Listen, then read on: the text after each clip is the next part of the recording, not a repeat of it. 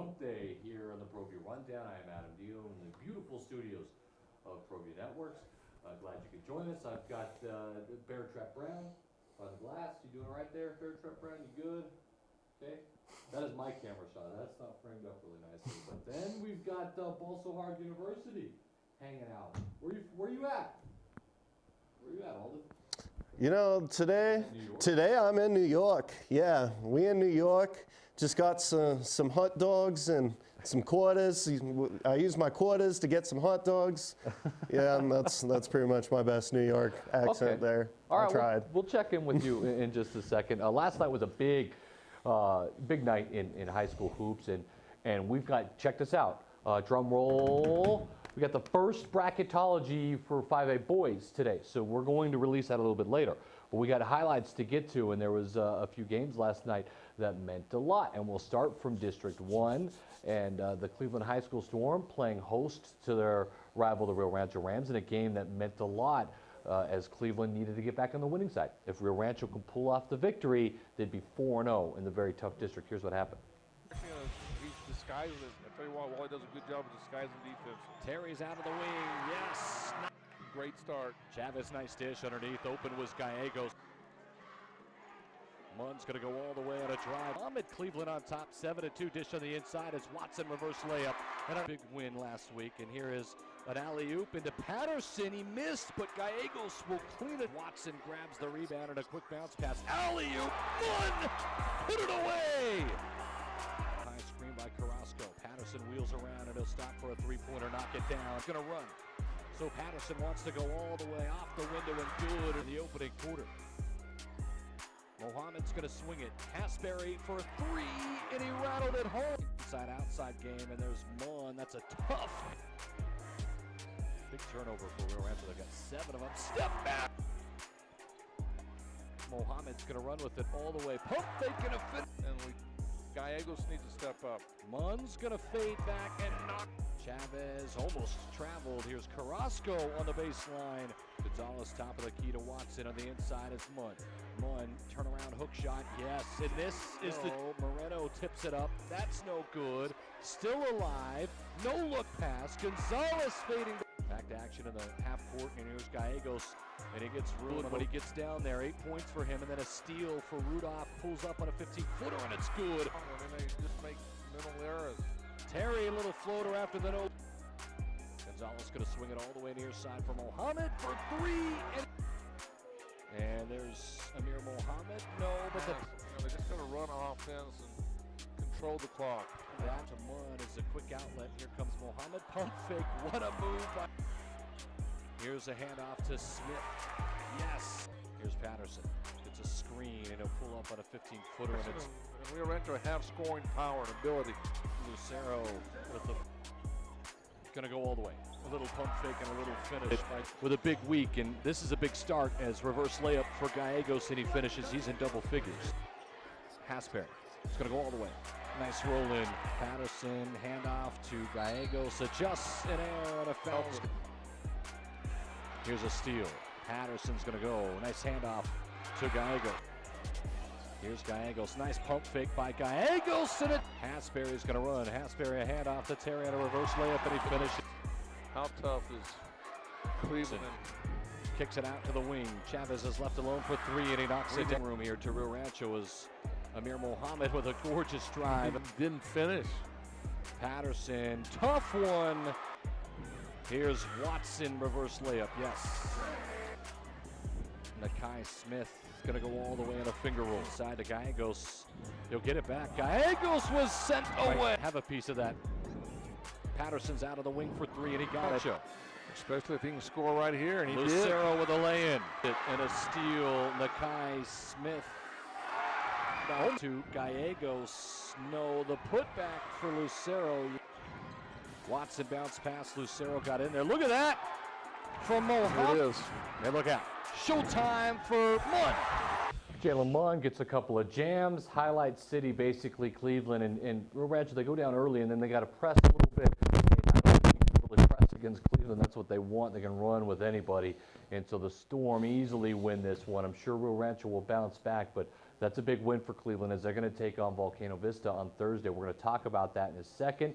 But first, let's get to more action. Atrisco taking on Volcano Vista in the same district, same night.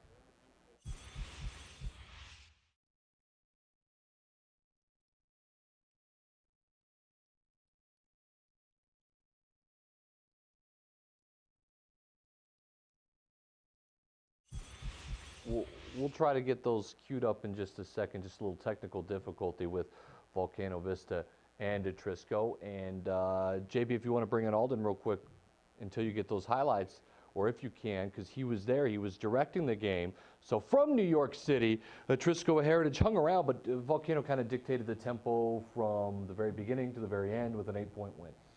Oh yeah, I mean there's a lid on this rim in the first quarter, Adam. Both teams struggled to score in the first quarter. Atrisco, they only scored 2 baskets and 1 free throw in the first quarter. If I forget if it was Manzano or who hit the 3 at the very end, but if they wouldn't have hit that 3, it would have been 9-5 at the end of the first quarter. So the teams struggled to score in the beginning, but after that, once they got going, Volcano definitely stood their ground and won the game with a little late Atrisco comeback like Josiah Ramos. He kind of started to get going towards the end of the game. But I think the size of Volcano really just affected Atrisco a lot. Well, and the Jaguars get the win, and so, the Hawks get the win, and the Jaguars are going to fall, and so 2-2 in district play now. Atrisco Heritage, and we got the highlights now. JB says, and so let's get differential, but Atrisco moves so well without the ball. There's a 3-point spot up 3 on the other side, rims off right there, full of follow. However, that's a great putback by Crawford. Greg comes up, he's going to go all the way, lays it up and in. Be on the way, no good. They're just down and out, aren't they? Right there, coming up on 10 to go. 3 on the way, yes, count it into Madrid. Madrid spinning, making his way, and spun around and fell. Valdez. Madrid underneath and pick it out right back to him inside. Backing down and in off the glass for 10 plays of the week. There's a 3. Put a little giddy up in her step. Let's find out. Another 3, back-to-back 3s, this time by Josiah Ramos. Out of the game. Gray for the 3, yes. Kick, battle, 3, yes.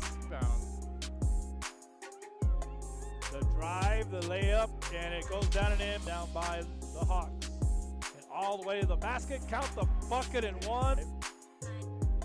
Back up, battle with a long 3, how about it? Shot's gonna be off, no good. Ball's tipped around, and that, I think you're right. Great putback. Jump over. Deathridge underneath with a nice penetration and dish. Aragon had a layup, but he missed it. And 1 on top, trying to create an opening and stolen away. Manzano the other side, can't finish, but there for the putback. Down in the corner. Reverse layup, up and in, good. He know he's going to get the shot block, so he tried to pass and he couldn't. Ramos with a long 3, hits it. There you go, man. So Volcano Vista win, and now here's what's interesting, Alden, is everything kind of played out how Volcano needed it to, right? So Cleveland go and beat Rio Rancho. It's Rio Rancho's first loss in district, and now Volcano tied with Rio Rancho, though Rio Rancho had beaten Volcano Vista, but they're both 3-1 in district. 2-2 is Atrisco, and 2-2 is Cleveland, but everybody kind of in play now. Cleveland will play Volcano Vista on Thursday night for the 3rd time. Both of these teams have beat each other by 1 point already. So we're looking at a really great battle here. Oh yeah, Adam, it's gonna be a great showdown. You know, that's what we love about district, the district time of year, is all these games are close. The standings, you know, they can shake up the whole state brackets, which we're going to get into your bracketology later. But, you know, it's just like with Sandia and Albuquerque's district and Santa Fe, like everybody's tied in that district right now, aren't they? Yeah, so we're going to get into that bracketology. Josh, I don't know if you saw that, JB, but everybody in that district is 2-2. And I mean everybody. Santa Fe, Capital, Sandia, Manzano, Albuquerque High School, and Rio Grande. All 2-2. It's ridiculous.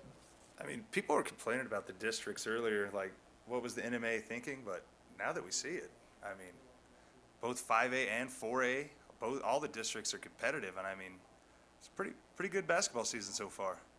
It's been legitimate. We're going to go over that bracketology in just a little bit, Alden, but I think maybe this Thursday, this game between Cleveland and Rio Rancho going to be one of the biggest ones remaining in the season.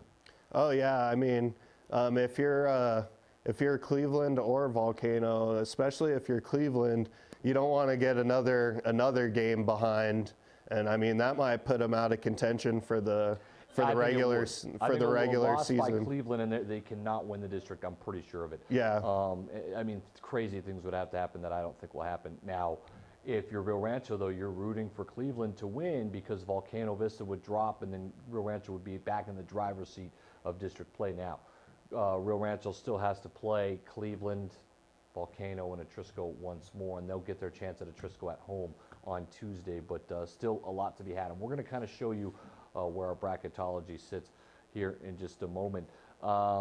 You look at some of the other districts too. Alden, Highland, they absolutely hammer Bernalillo last night, and so Highland is kind of hanging around in that district, and then it's Valley, Hope Christian, and Highland all kind of flirting with a chance to win that district. That district is probably the funnest district besides that Cibola, Cleveland. I mean, not that Cibola is doing anything in that district. But yes, District 1. Yeah, District 1. So I feel like this is like the best district action we're going to get as far as that goes. Valley, they're proving that they got enough pieces to stay with the likes of Hope, the likes of Bernalillo. So with Oyeku, all the younger brother Valley team pretty much, besides Baker, who's also been a really big standout, I feel like, this year. He's been I feel like the difference maker for them ever since district started, and before that when Oyeku went out earlier this season with his injury. Hope Christian, I mean, it's just like the Patriots and Bill Belichick and Tom Brady. As long as what's his name? Hope's coach. What's his name again? Murphy. Murphy. Yeah, Jim Murphy. It's Jim Murphy. If he's the coach, you know that Hope is going to make it far. By the way, we've changed a game on Friday night just because of news that we got, and we're going to be doing a Hope game instead of at Bernalillo. And the reason why we're going to do it is because Coach Jim Murphy is looking for his 800th victory, which is just ridiculous to think about.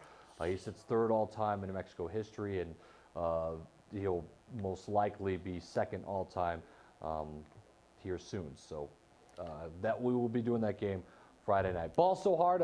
Enjoy your time in New York City. Were you going to get a flight back to Albuquerque soon? Yeah. I gotta get back for a big game tonight as Albuquerque takes on Sandia at Sandia.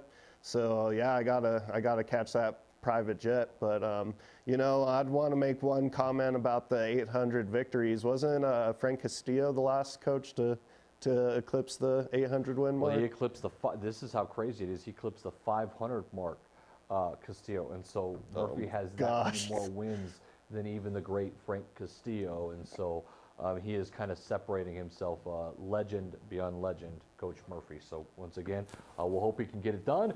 Ball so hard. Enjoy your flight back. You got a big game tonight, Albuquerque High School in Sandia, and that district is wide open even for a team like Albuquerque High School. So we'll see. You enjoy that, man. We'll see you guys. All right, back in a moment. We've got bracketology, the very first one of the year on the boys' side. Steve Davis will join. We'll be back in just a moment.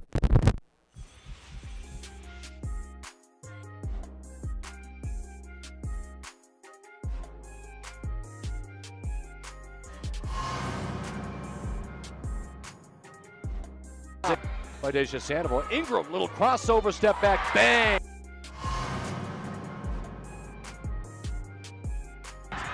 stolen away by Garcia. Up and underneath for the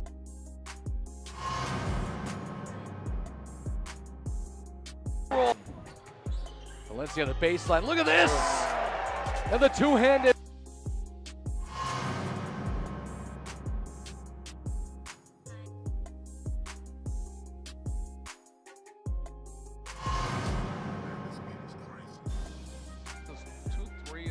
Here's the steal. And look out. It's showtime. Patterson! Put it down!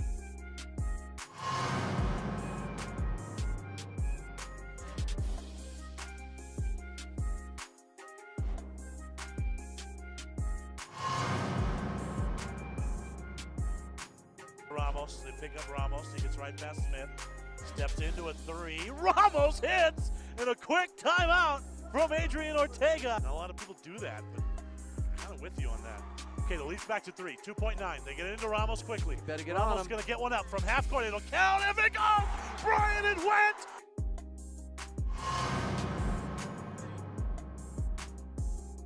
And here's Valencia. He's going to go strong. Put it down on the one hand.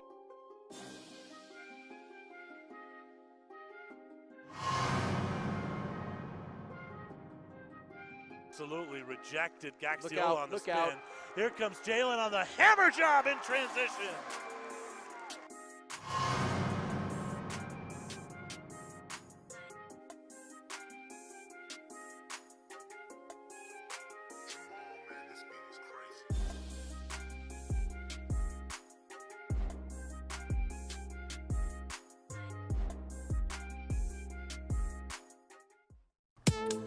It's that time of the year, sports fans. It's the 10th annual Garden Swartz Great Southwest Track and Field Indoor Classic. It's February 9th in 2019. The best athletes from across the nation come together for one event.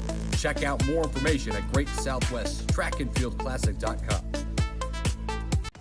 This is Amaya Brown from the Sea Below Cougars. You are watching the Daily Rundown only on Proview Network's Comcast Channel 26. Back to action here in the Proview Network studios. It is the man himself, the president, the owner, the legend, Steve Davis, gracing us with his presence on this gorgeous Wednesday. How are you? Well, I tell you, great. It's great. Basketball's at its best. We're having fun. I can't wait till your bracketology to kind of break are you out. ready then? Yeah, I'm Should we ready. just throw it Just get in it because I couldn't sleep last night because you Okay. you tempted me a little bit. So I'm gonna I changed things up a little bit. All right. So this is bracketology, but first I'm going to explain. This is based off of 6 criteria on the NMAA. I also did a little bit of projecting, so it's a mix, right? I'm doing, I guess, some forecasting. Well, let's just get it done. I want to get it out there. You don't have to explain yourself. I'm explaining to the crowd, right? Okay, all right. So here it is, the first prediction, if you will, the bracketology, Adam Deal bracketology here on Proview Network. So a little explosion. I like it, Josh Brown. Bang! Bang! Oh, okay. Well, let's do it again. Bang! All right. Las Cruces, they're undefeated. Okay, they are miles away, actually, in front for the 1 seed. And to be honest, it's going to take a lot to knock them down just because the District 1 is beating each other up. Right now, I think slipping in 16 seed is Sandia. Now, Steve, if you don't know, and the crowd doesn't know, that district is all tied 2-2. And I mean everybody in the district is all 2-2. So it's really wide open. I feel like Sandia may be playing better than some teams and could get in. And that's why I don't have Monzano in the picture right now. We'll get to that in a minute. Santa Fe, because they're struggling, I still think they'll win the district, so that is the prediction part of this thing. Is Santa Fe still winning the district would get them the 8 seed. Hobbs, if they lose the district to Clovis, which right now they are because Clovis has that win against them, they would be the 9 seed as they would be traveling and playing Santa Fe. Now, Atrisco Heritage, assuming that they either tie with Rio Rancho for 4th in that district, or tie in any which way, would be the overall 5 seed. La Cueva Bears, I'm projecting that El Dorado still ends up winning the district, Steve, because I think they're the overall better team. But you and I know that can. Well, that's going to be the My 50 game in 2 weeks, right? Yeah. And so La Cueva, with a win against El Dorado, can completely change all of that nonsense, right? So that is me assuming that El Dorado still wins the district. Rio Rancho would be a 4 seed taking on Oñate, a 13 seed. I think Oñate is like a sneaky good team, don't you? I wouldn't want to play them in the first I round. got that great guard Lucas. Ricky Lujan is who you're talking about. Yeah, Lujan. Lujan and Moreno on the inside, and so a couple of 1-2 punch. But they're losing some games in district play, and Mayfield has kind of played themselves in the tournament lately, and so Mayfield is playing good. Right now, I'm assuming that Cleveland kind of finishes second behind Volcano Vista in district currently because of their big win against Rio Rancho. I think maybe they have things turned around.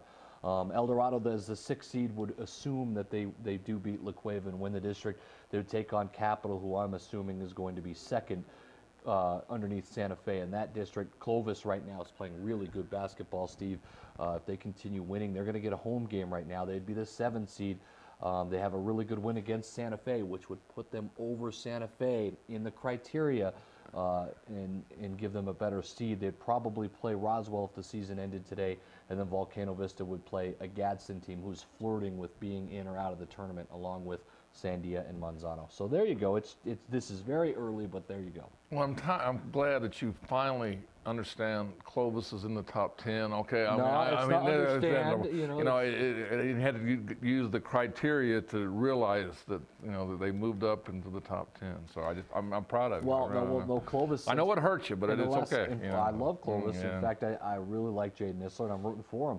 And I think that they've played their way into this. Okay, so Steve, they've had some really bad losses that kind of had them outside of the top 10, but I think lately they have played their way into this, and with great wins to Santa Fe, to Rio Rancho, and to Hobbs, Jaden Isler's max preps keeps rising, his district record keeps rising, and his head-to-head wins now have him as a home team. And so it is not me playing favorites or not, it is the Clovis Wildcats just taking care of business. What's really interesting with, I know this is the first week of your bracketology, but there's a lot of basketball. Clovis has to go to Hobbs, and they have to go to Roswell. There's a lot. There's a lot of, those are so much can change. Atrisco and Volcano and Cleveland and Rio Rancho. Who knows what's going to happen there? Well, that order can change drastically, obviously, right, with Atrisco, with Cleveland. Now, there's something to remember, though. If you tie with somebody in the regular season, even if they're ahead of you into the district tournament because of whatever tie-breaking rules there are, the NMAA could take either one above each other. And this is why I think that there might be some tiebreaker scenarios. And I do believe that Volcano and Cleveland will probably end up being above Atrisco and Rio Rancho, unless Atrisco and Rio Rancho were to run the table and just clear-cut win the district or be ahead of these teams. So I would imagine it kind of plays out like this. Now, Cleveland has a big game against Volcano tomorrow, Steve, and that might change the landscape of what things look like going forward. I think one thing that you can almost take to the bank is that Las Cruces is going to be that 1 seed. I agree. I don't see anybody beating them. Okay, I really don't. It could happen, but Coach Benjamin's doing a great job, and he's got a great team. And the other thing I want to talk about is the Santa Fe. Sandia district. There's so many teams. Week for it, isn't it? We're doing that. I was talking with Richard Tripp earlier. Here's Albuquerque High. Anybody can win. There's anybody. Sandia, right? Albuquerque High School. This district has changed, and Capital has looked terrible, and then they've looked good. And Santa Fe obviously has hit the injury bug, and they've lost their last 2. And so now you're looking at a week that Albuquerque High School is going to play at Sandia, and then Albuquerque High School is going to host Santa Fe. And all of a sudden, this week is just such a big week in that district in particular. And then Manzano. I thought they were done when they played Santa Fe, and then all of a sudden here they win a couple. So I guess where I'm going with this is it's just unbelievable how close even this. Rio Grande has played their way right, a chance of making some noise. And now I want you to remember, you look at Rio Grande and Albuquerque High School, they're at the very bottom of max preps and won't get in unless they finish above some of these teams in district or win play. their district. And then they could force NMAA's hand, and if they finish above Santa Fe and they finish above Capital, one of these teams, then they're going to get into the tournament just almost by default. And so it's kind of wild how it's all playing out. But this will change by next week, Steve, and we'll do it kind of weekly until we get really close to seeding and selection time. But and we'll have the girls one for you by Friday. We'll have a new one for you there. But this is going to change drastically, I think, as the weeks go on. Boy, it's exciting. Very exciting. And again, it's amazing how quick things go. We got, just this week and next week, and district play is over, and then they go district tournament, and then Well, selection. you'll have 2 weeks of district solid play and then the district tournament, and then all of a sudden, we're getting ready for the playoffs. So, are you ready? I'm ready. I've been ready. I don't know if you can still hang out with the old man. How are you going to be able to make it, knowing that Clovis actually, is going to be competitive, this year? Are you going to be able to? My question is, are you going to cut me off doing the Clovis game? Yeah. Because Well, I'm too biased. well, they got to make it. They got to It's a. the pit. I would imagine we're not going to Clovis to cover a playoff game. I'm imagining. So. I thought about that last night. I didn't know that might get, because we got to be down in the middle, and I might be too Clovis biased. So. Especially if it's. I'm throwing that at you right now. If it's Clovis or Rancho, I think you and I should just stay away from that, right? Right. So. That is Steve Davis. I'd like to thank the crew in the zoo, always doing a great job. Bracketology, remember, we'll have a fresh one on the girls' side, the first one on Friday. So join us on the rundown, and don't forget the big games tonight. As Albuquerque High School going to take on Sandia, and also West Mesa is going at it with La Cueva. La Cueva trying to prove me wrong and stay in front of that district, and that could really shake some things up. So we'll see you on Friday. Enjoy the games tonight.